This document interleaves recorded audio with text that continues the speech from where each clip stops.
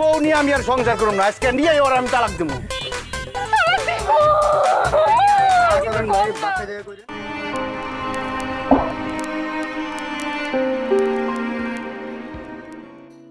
Hello বন্ধুরা, আপনাদের সবাইকে ফিঙ্গার এক্সপ্লোরে স্বাগতম। আশা করি আপনারা সবাই ভালো আছেন।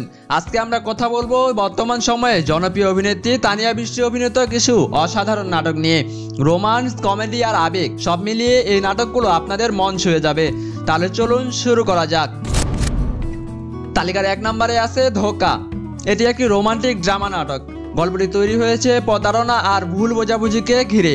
এখানে ভালোবাসার সম্পর্কে দেখা দেয় বিশ্বাস আর অবিশ্বাসের লড়াই। এই নাটকে অভিনয় করেছেন তানিয়া বৃষ্টি এবং নিলয় আলমগীর। আর ভিউ, এই নাটকটি প্রায় 6.9 মিলিয়নের বেশি ভিউ পেয়েছে ইউটিউবে।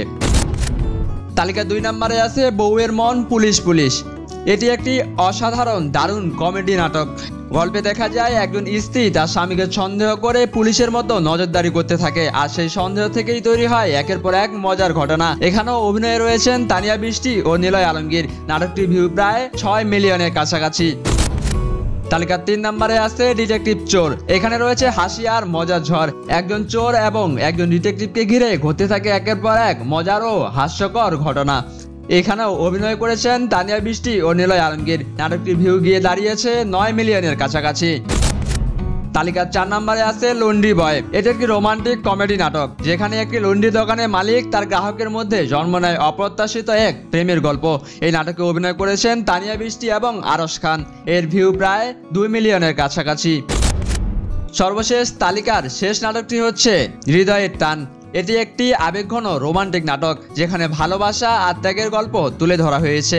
এখানে অভিনয় করেছেন তানিয়া বৃষ্টি এবং আরশ খান। হৃদয়ের টান নাটকটি প্রায় ইউটিউবে 1 মিলিয়নের কাছাকাছি ভিউ পেয়েছে। তো বন্ধুরা, এই ছিল তানিয়া বৃষ্টির কিছু জনপ্রিয় নাটকের নাম।